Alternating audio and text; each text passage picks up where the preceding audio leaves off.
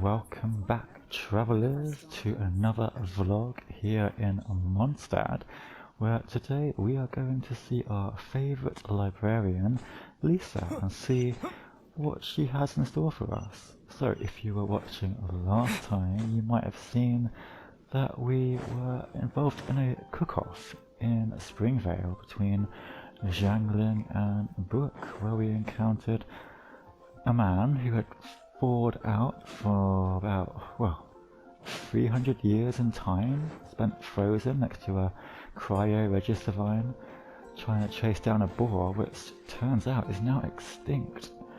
So yeah, which we then used that as well to win the cook-off against Brooke. Spoilers. So yeah, let's continue our adventures here with the Knights of Favonius and see what Lisa has in store for us, shall we? Now, there she is. Hey Lisa. If you're borrowing a book, please register it in the log. The restricted section is currently not lending any books. Oh, there's a restricted section, eh? Oh, it's you, little cutie. Hello. It's so good to see you. More refreshing than a strong cup of tea in the afternoon. Ooh, tea. Clearly you're meant to be working, but you don't seem to have your heart in it at all. I mean, other than Jean, who really works that earnestly anyway? Oh, well, I do feel sorry for Jean, always working so hard. So, did you have something you needed? Or did you just come to see me? Well, I just wanted to see you, obviously. Ooh, a smooth talker. Not what I was expecting. Wait, what do you mean it wasn't what you were expecting? So, Miss Librarian, got any books to recommend? Recommended books. Sadly, everything I'd personally recommend is all in the restricted section, which we're not currently lending out. Yeah, you said earlier. What's with your ominous tone? Yeah, what are you hiding in that restricted section? Oh, right. Would you be interested in checking out the Devat travel guide? Okay, just change the subject. I think it would be quite helpful for you as travelers here. Maybe. Ooh, sounds like it could be helpful. Do you think we could take a peek? I suppose I can try to find you a copy from the list. What do you mean, you suppose? Isn't this Lisa's job? What does she mean, I suppose? Yeah. Oh dear, that's unfortunate.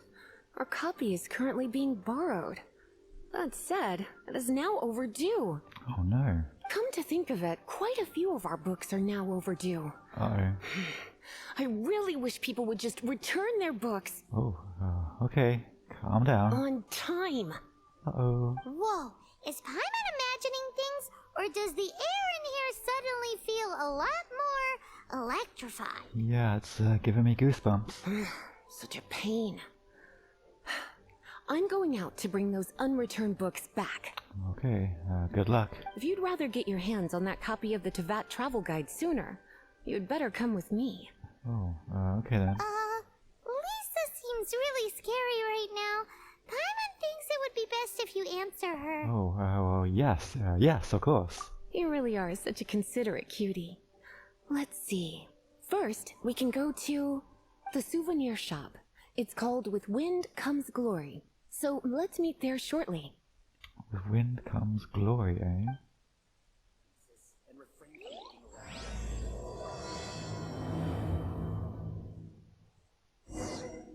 Oh, okay. Well, Lisa seems to have a scary side, but hopefully she won't be taking her aggression on us. So let's go see this Marjorie and see if we can get this book back for her. Alright then, there she is. Cutie, you're here. Let's begin, shall we? Okie dokie. So, Marjorie, regarding the book you borrowed... Hello, Marjorie. Any exciting new items in stock? Oh, okay, just change the subject again. Why so surprised? Today is such a special day. It's only natural that I'd want a souvenir to remember it by. But what about the overdue library book? Since we came all this way, why don't we put our official business to one side for a moment? Okay. All work and no play makes life terribly mundane. Fair point. Well, if it's a souvenir you're after, you're in the right place. I'm sure you'll find something that strikes your fancy, Lisa. Or you could let your new friend pick something out for you. Make it more of an occasion. Yes, yes! Let us pick! Alright then. Take a look around. There's sure to be something she'll love. Okay then. Choosing a gift for Lisa. Bloomers? This pair? Soft, puffy, and very comfortable. Certain to make a little girl, well, in this case a woman, look quite adorable. Ooh, dress up, eh? After all, they're the same kind worn by toy dolls. They're practically a badge of cuteness. Oh, scary dolls. Bloomers? I'm sure to attract some strange looks if I dress up like a small child in public. Do you have some strange hobby you're not telling me about? Moving on. You sure? Can't change again once you've made your mind up. Let's see what else Take a look they have. around. There's sure to be something she'll love. Ragged old scroll. This is a historical relic retrieved from some ruins by one of the Adventurers Guild. Ooh. Sure, there's a bit of wear and tear, but this thing in the painting must be well over 1,000 years old. Wow. Though it doesn't make much sense to me. My goodness. This is one of the 3 lost scrolls that make up the Northern Border Wind investigation. What is it doing here? Northern Border Wind Investigation. Oh. You sure? Can't change again once you've made your mind up. Well, she seemed to like it, but let's see what else Take they a look have. around. There's sure to...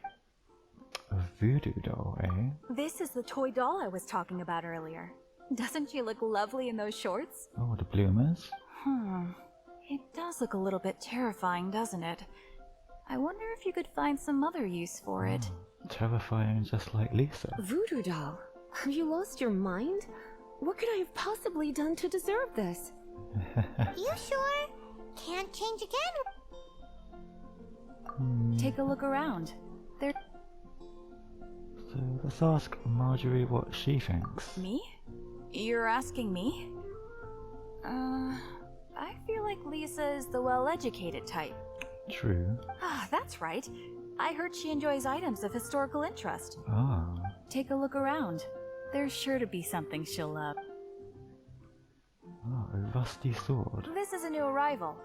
It took 3 adventurers to carry this big boy back from the ruins where they found it. Ooh. It comes with a lot of history, as well as a lot of weight. History, eh? You do have strange tastes. If this is your way of saying you want to be my knight in shining armor, I'd rather you just say the words instead. You sure? Can't change again. Okay. Take a look around. There's sure to be something she'll... Let's think this through. So, we know she likes historical items, so that would be the ragged old scroll or rusty sword, but she didn't seem to be that impressed with the rusty sword. So, obviously that leaves just one item left. The bloomers. Yep, here you go. Well, if you insist. I'll just use them as an extra pair of pajamas. Well, at least I'll get used. Goodness, is that the time? Marjorie, one last thing. About the legend of Vanessa. Oh, so you're a fan of the gallant Lady Vanessa too? Why didn't you say so? I have all sorts of items I could recommend. For example, this lion's tooth pendant with Vanessa's name carved into it. It was once a medal awarded to a knight by the great lady herself. Very nice. Oh, yeah, right. About the library book you borrowed. Oh my goodness. I do apologize. I got so excited when you mentioned Vanessa. I could tell. I didn't know that book was overdue, even though I take it with me everywhere. Oh, that's okay. I can't believe I didn't put 2 and 2 together as soon as I saw you here. Here you go. Why, thank you. Well, since you look up to Lady Vanessa so very much, please be more punctual next time. Yeah, you don't want to make Lisa angry. Yes, Lisa. I will be, Lisa. Let's go and find the next overdue book. Okie dokie, lead the way. Okay, so next up is Sarah. Let's go give her a visit. Hi, Sarah. Welcome to Good Hunter. Table for 2? Yes, please. 3! Oh. Oh, my apologies. Please sit wherever you like, and call me over once you're ready to order. Hello, doggy. Oh, he's so cute. So we're gonna eat first and bring up the book situation later? That seems like Lisa's plan. Why, of course. The stress of work really takes the pleasure out of eating, don't you think? Apparently so. Work is that bad, huh?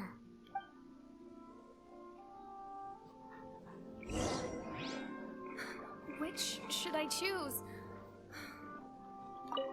Okay. So then. Why don't you order us something, cutie?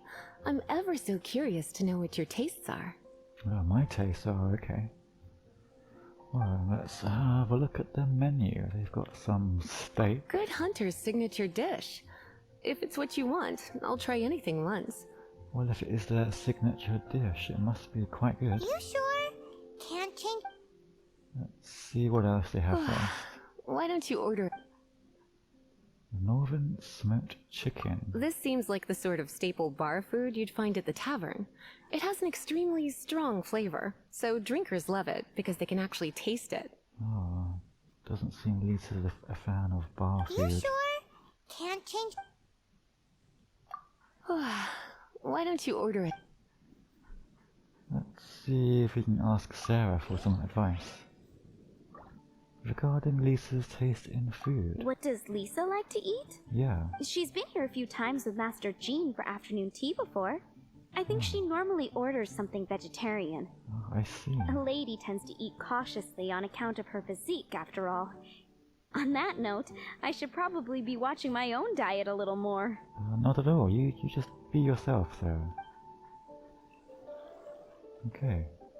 So, how about a radish veggie soup? I imagine that making a good vegetable soup takes good quality ingredients, cooked in the right order, at the right heat, for the right length of time. Ah, does that mean she wants something a little bit quicker to cook? At least, those are the principles that apply when one is making potions. But from what I've heard, soup making was a popular pastime among the witches of the past. Ah, but would Lisa be a witch?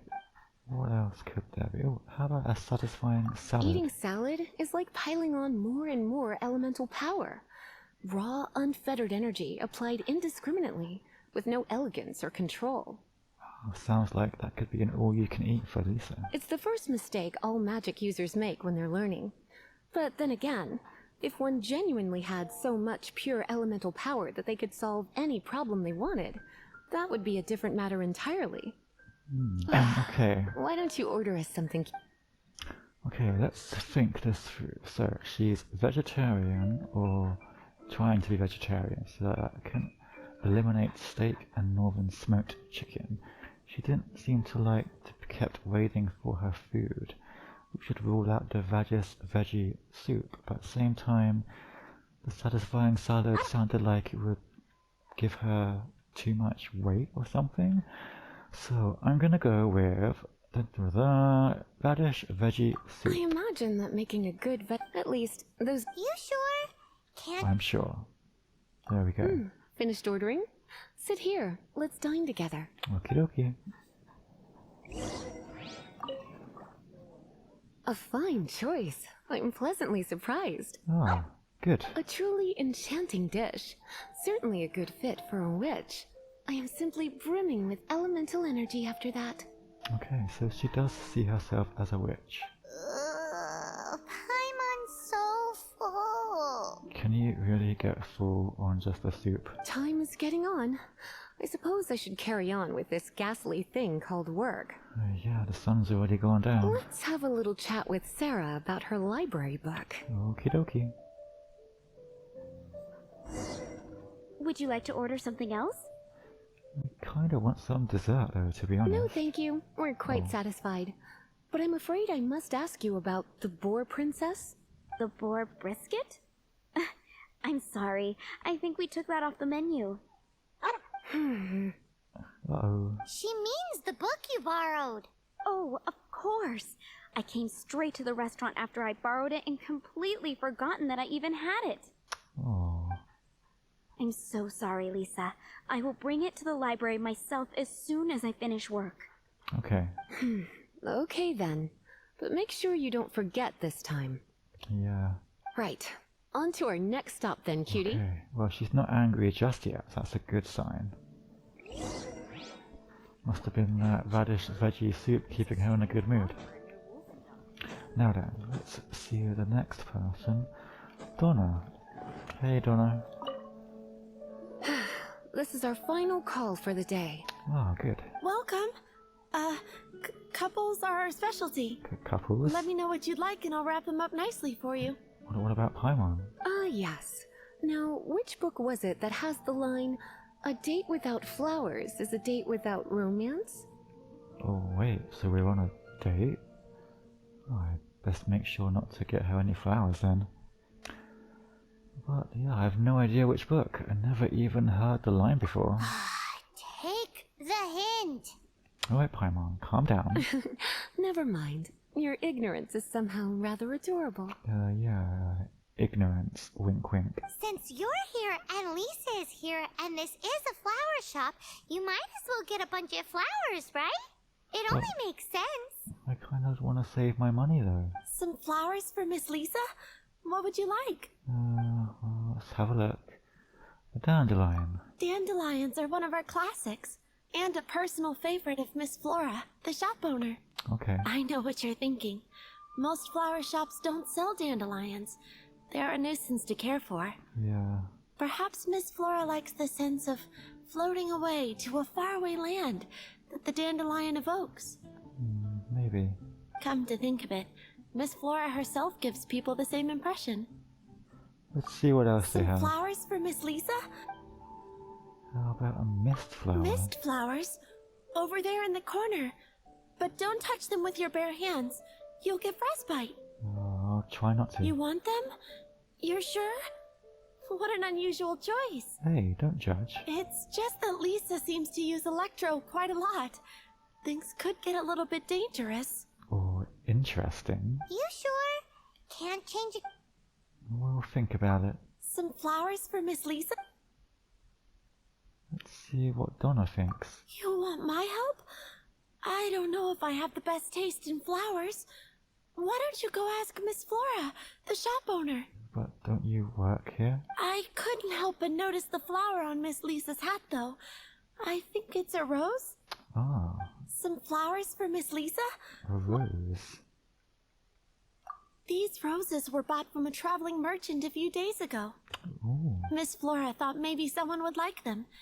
This is the only bunch. ah, interesting. You sure? Can't. Some flowers for... Maybe we'll ask Flora, see what she says. Where is she? Oh, is she only here during the day? Wow, that's a bit awkward.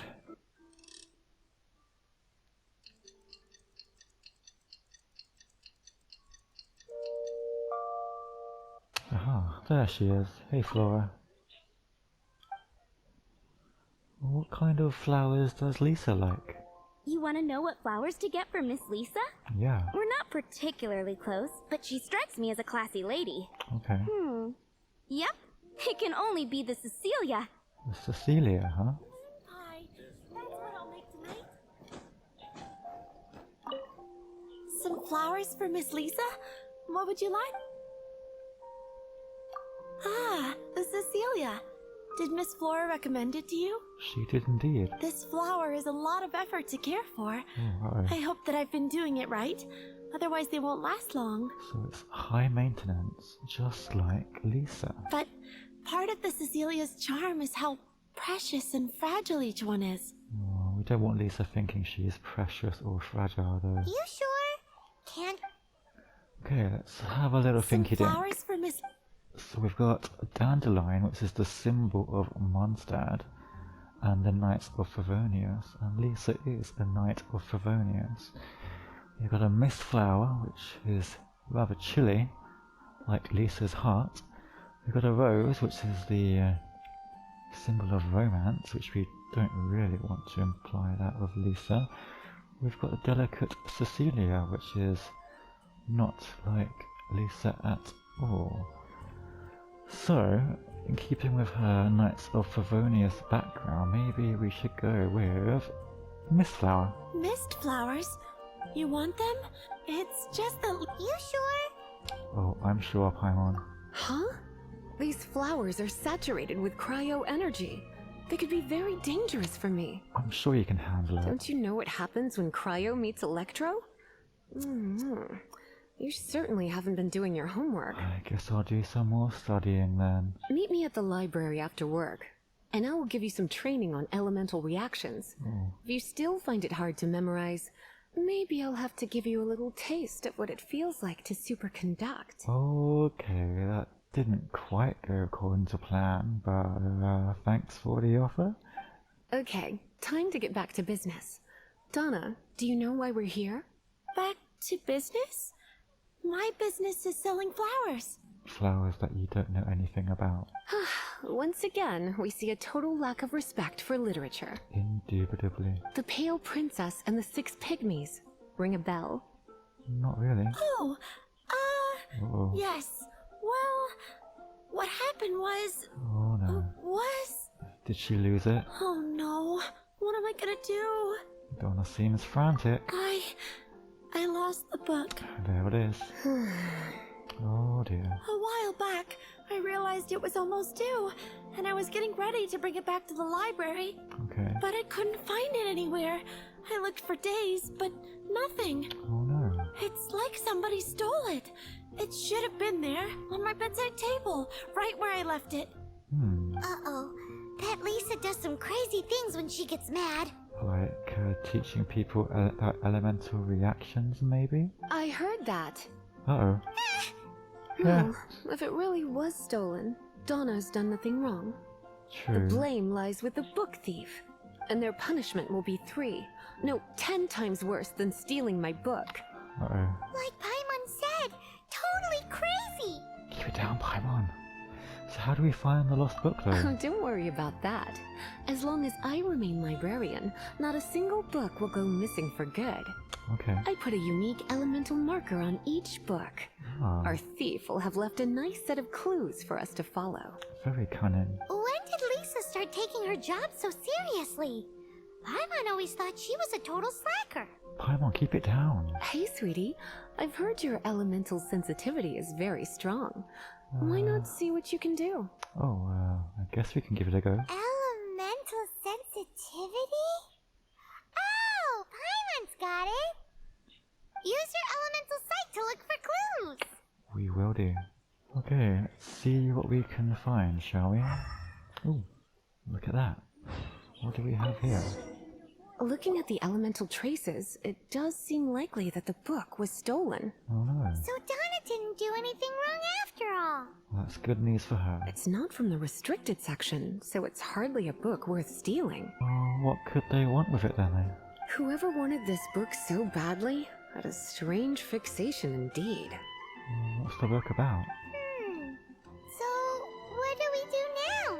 The elemental traces are very faint, but I can tell that the thief took it beyond the city walls. Oh, they left with it then. You must see it too, right, cutie? Yeah. Let's follow the trail and have a look where our thief was headed, shall we? Alrighty then. On the hunt we go.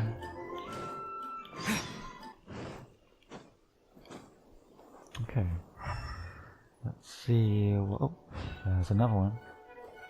The elemental traces are strong here, but it seems our thief did not stay for long. The trail keeps going. Let's keep looking. Alright then. Let's keep going. I wonder where they're going so far away from Mondstadt. Maybe it was an adventurer from the guild? I don't see why anyone else would be out this far, after all.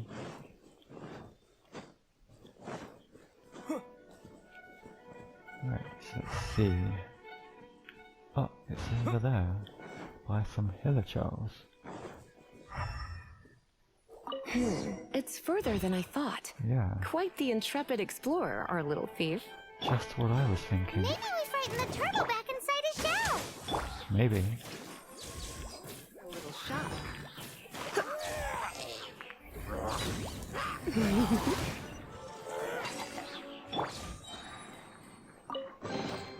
our reward on the road. Oh, so we're going even deeper into the mountains. Are we heading towards the Thousand Winds Temple? Right. Dodge this!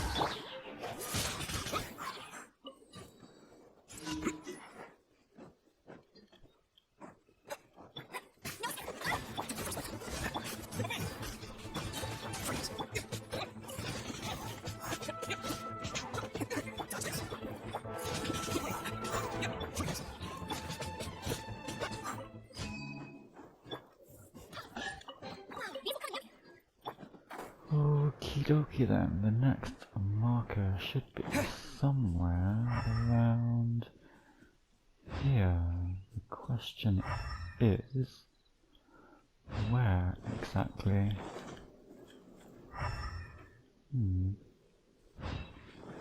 Maybe further on up? Oh, there we go. It must be nearby. Okay, good. Using elemental sight, you can even detect magic. Nice. Follow the flow of magic to find the book. The flow of magic, huh? Oh, aha. This way. And this way.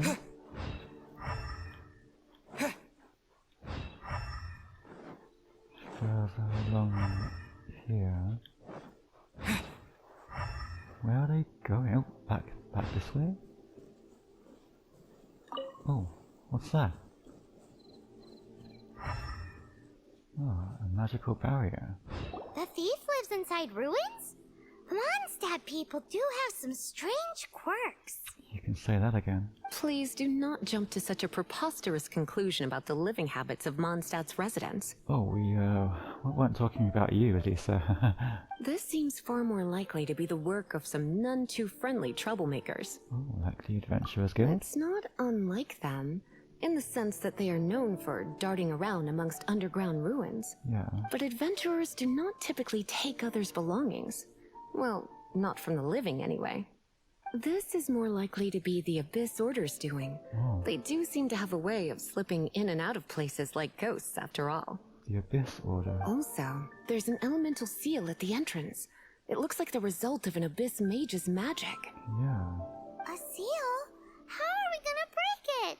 Is this gonna turn into another huge ordeal? Probably. Not to worry. If you think a little magic can keep me out, think again. Uh-oh. Why is that? Oh. Aha. A way in. Come on. Whoa. Very convenient. So this is what Lisa's like when she's hard at work. Okay, let's head on in and see what we can find. It's so much bigger in here than Paimon thought. Do we really have to go all the way inside? If you borrow a book, you have to return it. There will be no exceptions. Hell hath no fury like that of a librarian scorned. Okay. Let's have a look around.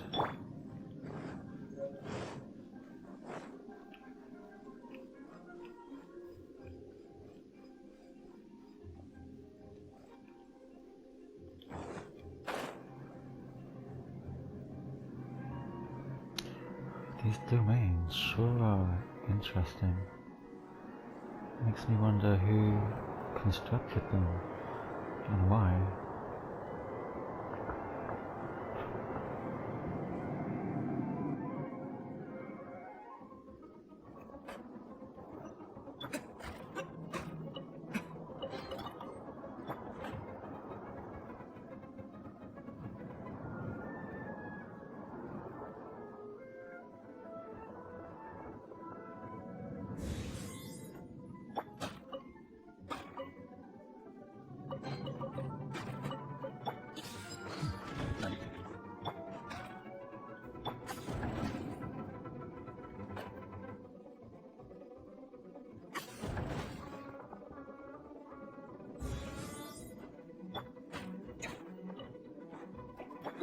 Come a little closer.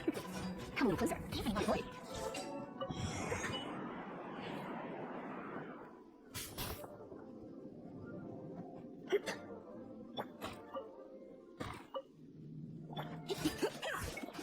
You're in for a little shock.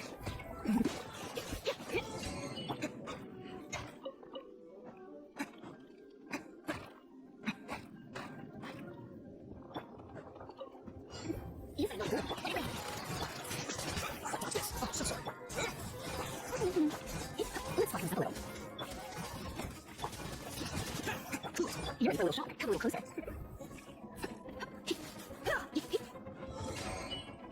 Hey, Oh. look! It's an abyss mage! Lisa was spot on! As always. Oh, Baron Bunny! Windblade!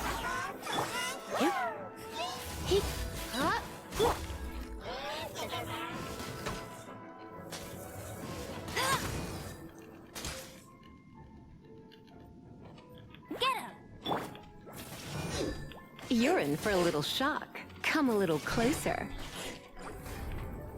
Blitz. Hup, you.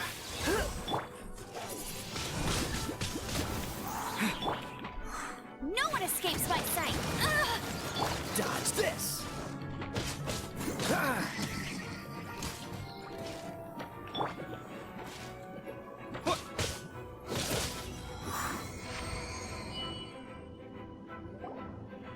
How did you find this place? It's so well hidden! Not hidden well enough. I have no interest in finding out where you little rascals hide yourselves away, but I do want my book back. Oh, she's getting angry. Tell me, how is it that you have the time to conceal your stronghold and apply a magic seal, but not to sign out a library book in the proper manner? Oh, you tell him, Lisa. You have no respect whatsoever for other people's work. You just want the book? I was unaware that anyone in Mondstadt was concerned with unearthing the secret hidden inside this book. Secret? Huh? Who are you? She's a librarian. The librarian, although I believe that should be quite clear already. Return the book. This is an ultimatum. Since you insist on concealing your identity, I have all the less reason to give you that book. But she's just a librarian. Isn't she? After all, it contains the secret. What secret? Huh? What are you doing? Such concentrated elemental power! Please don't! Oh, so this is what happens when Electro meets Cryo A.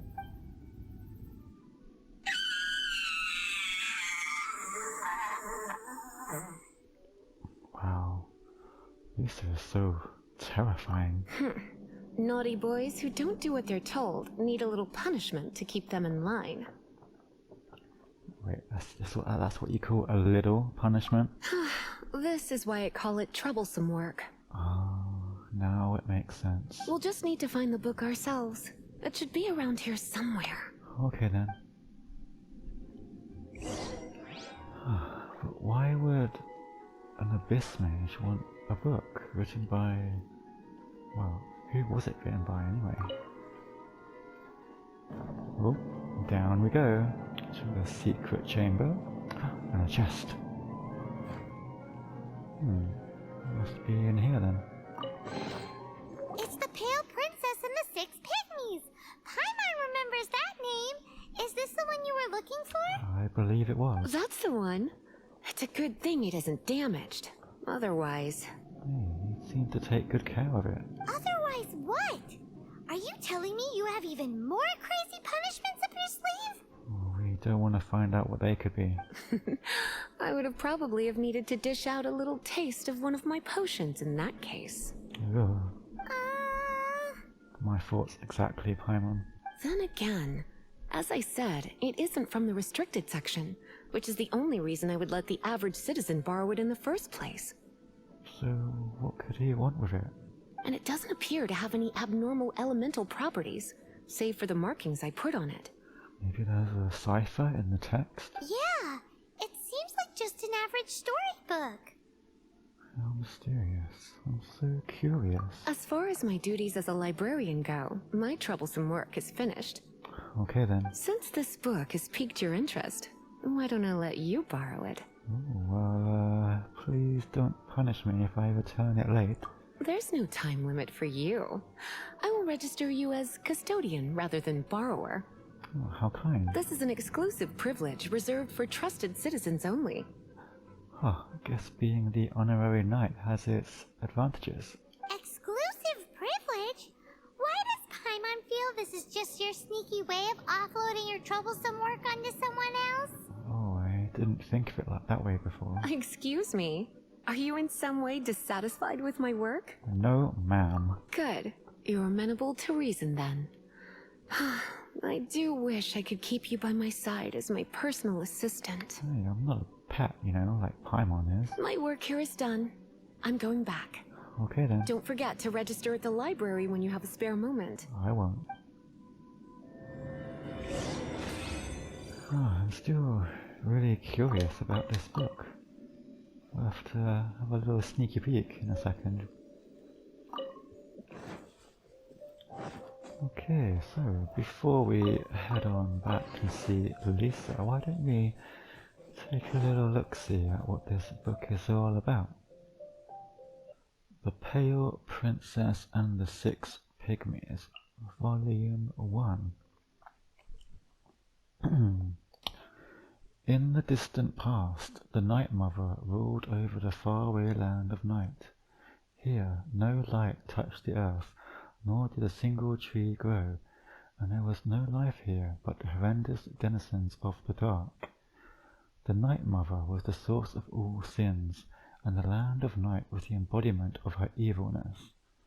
The cruel Night Mother, who had neither heart nor mouth, was always watching the land of night, and her punishments were always unexpected.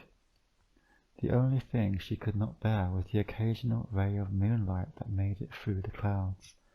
The light that penetrated the walls of darkness always irritated her. The Moonlight Forest was the only place free from the rule of the Night Mother. Only there could the people bask in the bright moonlight and enjoy the grace it brought to the living. Everyone in the kingdom of the Moonlight Forest was born with fair skin, light-coloured hair, and bright blue eyes. Perhaps the constant lack of sunlight and the nourishment of the moonlight was the reason for their beauty, giving them an appearance different from the abhorrent creatures lurking at the edge of the forest. Interesting. But it still doesn't really give me much insight as to why the Abyss Mage wanted this book. This Night Mother. It does kind of just sound like a fairy tale. Curious how it says not a single tree grows in this land of night, and yet there was a moonlight forest growing there. Huh. Okay, enough fairy tales for one day. Let's return to Lisa. You've returned. The paperwork is done. You are now the custodian of this book. Why, thank you, Lisa. Thank you, Miss Lisa. But Paimon thinks we're forgetting something. Oh yeah, the Tevat travel guide. Look, over there on the shelf. Oh. Isn't that the Tevat travel guide? Wait, so it's been here all along? And look how many copies there are. I thought there was just one copy, and that someone already had it. The Tevat Travel Guide is a serial publication. It is not part of the library's formal collection. Oh. Take one. Consider it your compensation for being Lisa's little helper today. Wait, so she lied to us to get us to do her work for her? With you by my side, my troublesome work was a little less dull than usual. Huh, I think we've been duped, guys. The Tevat travel guide was just bait to get us to do a day's work. Absolutely. I hadn't anticipated that a few routine returns inquiries would take us out of the city, let alone down into some underground ruins. I suppose. As compensation for dragging you into all this bother, take these souvenirs. Ooh. Wow, Lisa went and bought us some special souvenirs. They're not a pair of bloomers, are they? In fact, they were intended for our next outing. But never mind. We can discuss next time's activity when the time comes. I hope you are looking forward to it. Oh, next outing, huh?